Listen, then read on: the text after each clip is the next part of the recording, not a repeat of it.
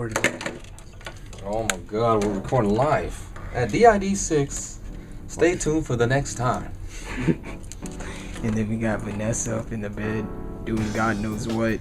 God knows who. Man, last time DID3 was about eat the burger.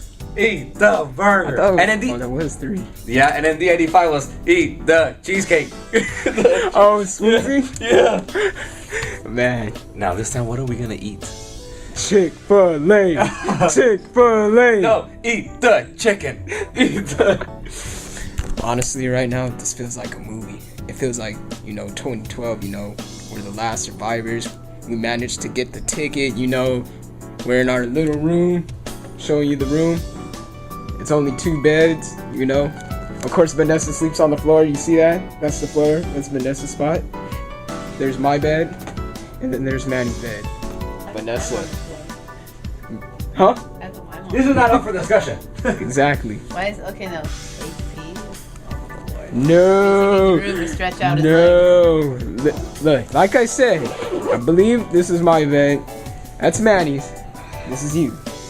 I'm gonna go over it one more time, Vanessa. That way you can, understand. My bed, Manny's bed, your bed.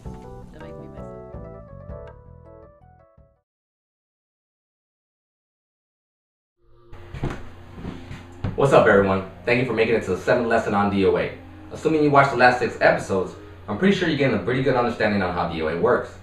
However, there's still much to learn, but I'm willing to answer any kind of questions or comments you may have on any of the videos. With that said, let's not waste any more valuable training time. Let's get on to the next lesson. On my previous lesson, I briefly touched base on DOA stun system. Today's lesson will be about what a stun is, how it works, and how you can use it. Let's start off by figuring out what a stun is.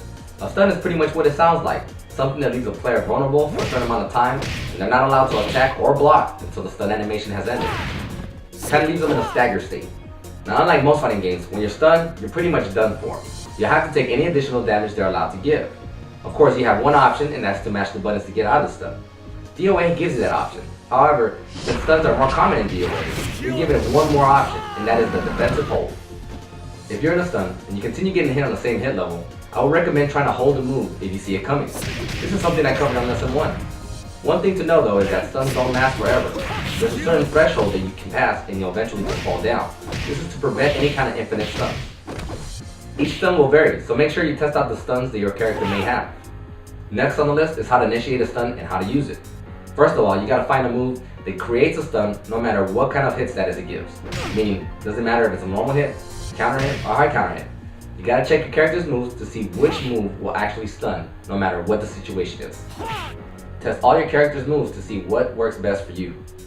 Once you found out what move stun, try to extend the stun until you're ready to launch. Of course, my recommendation for you would be to keep the stuns short and then launch them, or continue the stun to bait them into a defensive hold so you can get a high counter throw for great damage. This significantly lowers the chances of them getting into your playstyle, and at the same time avoids them getting a lucky hold by accident. Now, although the recommended way to play with the stun is to get your damage in and get out, there's nothing wrong with playing with the stun every now and then.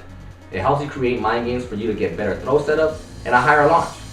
Remember, the more you mess with the stun, the higher your launch will be. However, remember not to pass the threshold because then your opponent will fall and you'll get no damage in.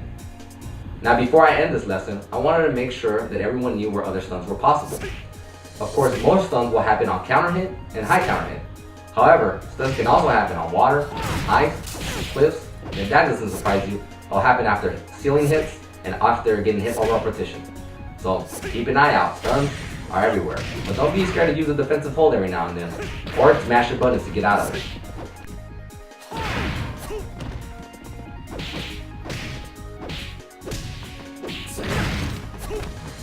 Now, I do understand it's a lot of stuff to take in, and my best recommendation is to personally test this stuff out yourself. Again, I appreciate all the questions, comments, and suggestions. If you guys keep up with these episodes, I will try to tell you the best stuns to look for, and at the same time, tell you how to get out of most of the stuns the best way. This is Master speaking. I'll catch you all next time.